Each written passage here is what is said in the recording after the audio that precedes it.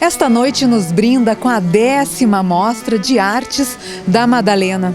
Além da presença do conceituado artista plástico Lindonês Silveira, também será feita uma justa homenagem à Escola de Artes que está há mais de 35 anos, trazendo arte e cultura para Chapecó.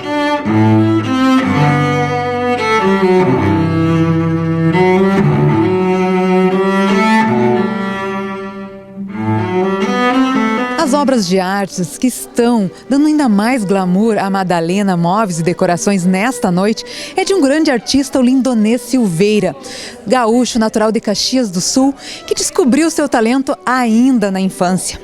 Já utilizou vários métodos, mistura de vários materiais, e nós vamos conhecer um pouquinho mais desse grandioso artista a partir de agora, porque eu estou aqui ao lado dele. Seja muito bem-vindo ao programa Glamour, Lindonês. Quero de antemão já te parabenizar pelas tuas obras e queria que tu nos contasse um pouquinho então dessa tua trajetória que iniciou ainda na infância. Boa noite, obrigado a todos que estiveram aqui, que estão aqui, enfim. Olha, a minha trajetória, ela teve, eu comecei com 6 anos, os primeiros relances assim do desenho, as coisas começaram a surgir com 6 anos, aos 12 eu já estava pintando. Mas eu sempre levei a pintura como um hobby, assim, uma brincadeira de criança, assim. Eu pensava, eu nunca pensei em ser um artista. Eu pensei, quando eu ficar velho, me aposentar, talvez eu tenha um hobby para não ficar frustrado, depressivo, eu vou usar a pintura. Só que a vida foi me empurrando. Uns 13, 14 anos eu comecei a pintar e aquilo me dava era uma válvula de escape, assim, tipo... Tem uns que vão para o esporte, e eu era a pintura, o desenho. Aí eu descobri a obra do Salvador Dalí, daí então deslanchou a pintar bastante. Na época eu pintava uma coisa mais surrealista. Eu ainda coloco algumas coisas hoje, mas bem, bem sutil. Como eu dizia anteriormente, você já passou por várias fases, né? Utilizando madeira, resinas, PVC, até papel de parede. Como é que está atualmente a tua fase? Hoje tu está te inspirando, eu vejo muito urbano, vejo a música como cenário. O que te inspira atualmente? É o momento. As cenas urbanas, elas sempre estiveram. De vários formatos, às vezes fragmentadas, outras cenas mais completas, mas elas sempre estiveram no meu trabalho. Porque como eu sou autodidata, eu não gosto muito da palavra autodidata porque tu acaba estudando de outras formas que não indo para escola, para faculdade, enfim. Mas enfim, eu não fiz faculdade de artes, eu estudei sozinho, eu comprei livros, quando eu estava no auge assim da criação, eu fui estudar as formas humanas. Então, até ali eu fiz muita pesquisa de materiais. Então, como a gente não estuda, não tem quem nos acompanhe, tu acaba fazendo muita coisa que tu sabe que com o tempo tu vai descobrir que faz 300 anos que já testaram e já não funciona, não vai funcionar agora.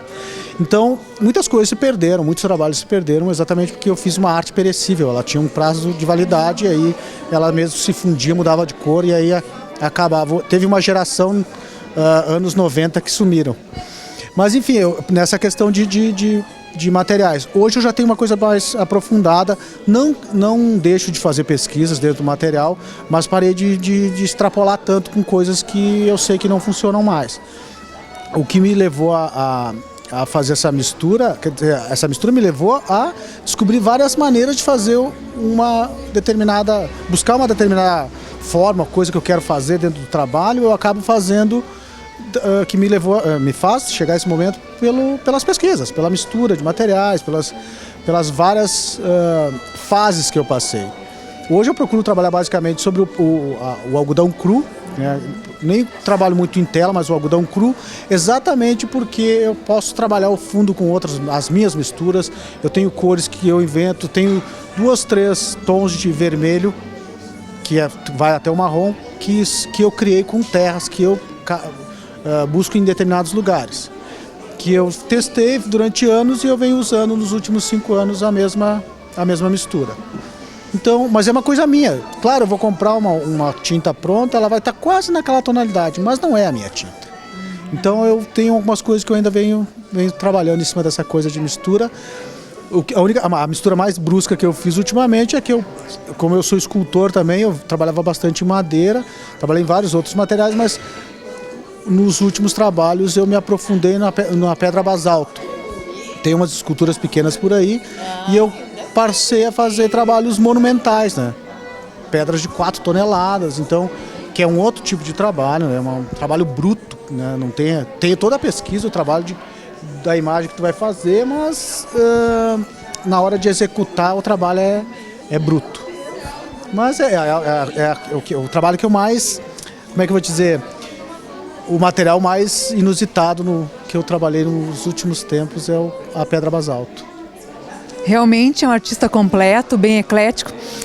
E eu não tiro os olhos de um quadro teu, aqui no teu trabalho, que realmente parece que ele dá uma impressão de 3D, de profundidade, algo muito diferente.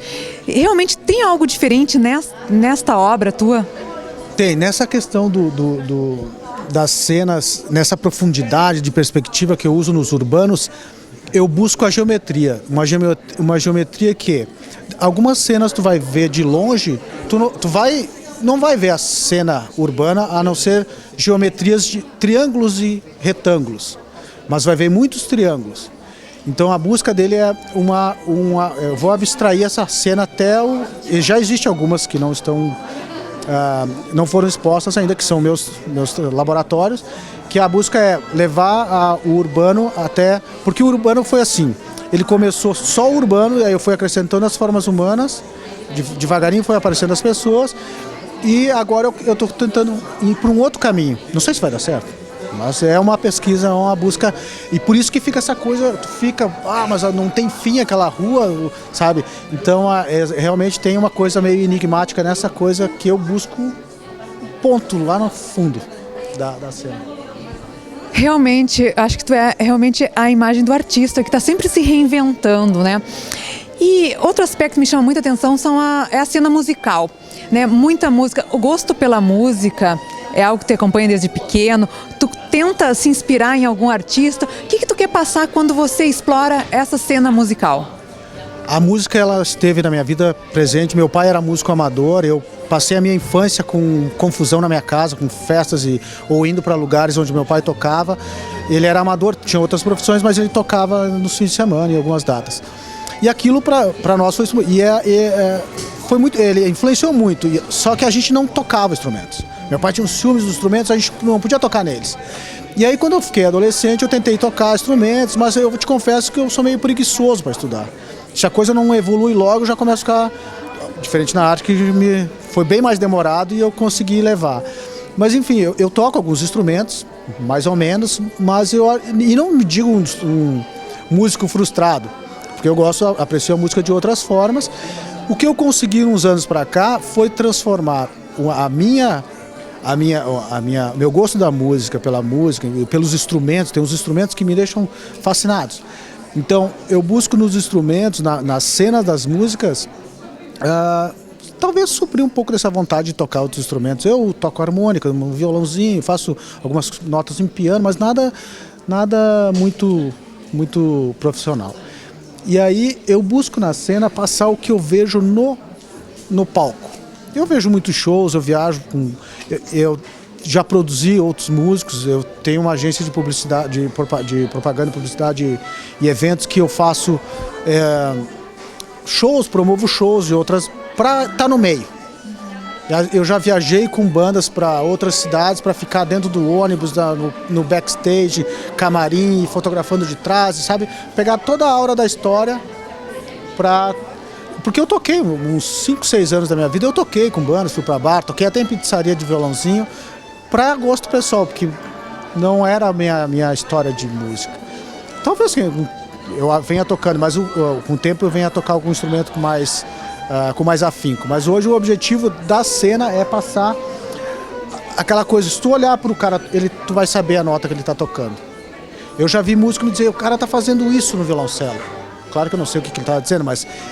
Porque normalmente eu ouço bastante a série musical que eu vou pintar. Por exemplo, se eu estou pintando uma orquestra, se eu não tenho aquela imagem meia pronta na minha cabeça, eu vou para um ensaio de uma orquestra, eu vou num concerto para eu ver mais ou menos como é que é o instrumento e dali fazer o que eu quero. E eu boto o som, enquanto eu pinto, eu boto o som que eu se eu vou pro blues, é blues. Se é jazz, é jazz. E aí quando não tem nada, deixa eu rolar tudo que tem. Mas eu tento focar e fazer tudo na mesma série, ouvindo aquilo. Tipo, eu vou tocar violino, vou pintar um violino, boto o cara do violino ali tocando e pá. Quando eu não fico vendo uns vídeos para ver até o movimento de dedos e tal. Tem uma série que é esse quadro aqui, ó. Uma amiga lá de Caxias, é a Fernanda, ela toca violino e ela falou que é impressionante porque eu consegui passar para as telas um problema que ela tem de tocar violino.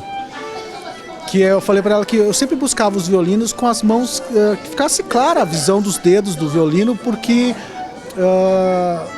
para que ficasse nítido a leitura de quem está vendo a imagem. E ela foi uma das fotos que eu consegui fazer com que, é claro, eu toco errado, meus dedos ficam muito altos, minha professora vivia brigando comigo, não sei o quê.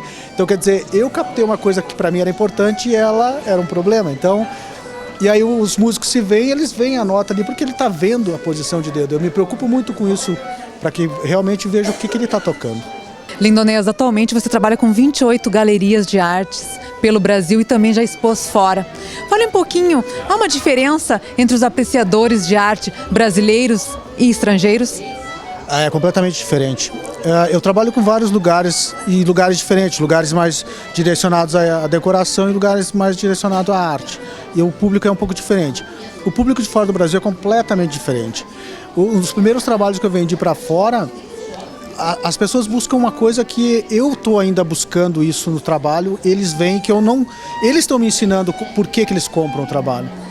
Então, e eu procuro em alguns lugares, por exemplo, Florianópolis, que eu consigo vender e falar direto com o estrangeiro, eu consigo ter uma noção do que é, por que ele está comprando aquele trabalho. Eu sempre busco isso. Eu faço um ateliê aberto no verão para ficar trocando uma ideia com eles.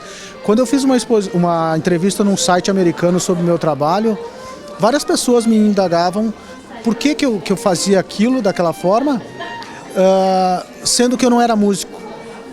É aquilo que eu expliquei, porque é o conhecimento da história da música e tal, mas eles falavam que o conhecimento muito mais, no caso do musical, né? Ele está muito mais aprofundado dentro da área musical do que a plástica, dentro do conceito do que eles veem. Eu estive na Europa, fiz uma exposição em Paris e também pude, claro que o meu francês era meio cacônico, então eu não conseguia, mas quando eu conseguia me comunicar, o que eu entendi é exatamente isso. Eu consigo passar para o jazz ou para o blues uma brasilidade que não tem nos músicos americanos ou nos pintores americanos. Ou eu consigo passar uma coisa brasileira para o jazz, entendeu? Que é uma... ou mesmo para a melancolia do blues, eu consigo passar uma alegria que não tem no blues. Aquela alegria. Então, buscando nos musicais. Quanto à arte, eles buscam os artistas emergentes. Como eles vêm dessa forma, eu também estou aprendendo, vou te dizer. Mas que é diferente, é. Lindonês, nós do programa Glamour queremos muito agradecer a tua participação, desejar sucesso, realmente tuas obras são lindíssimas. E para encerrar esse nosso bate-papo gostoso, uma noite super importante que alia arte, cultura, móveis e decoração, queria que tu resumisse em uma palavra o que significa arte para ti. Uma palavra é pouco, mas é vida. É a vida.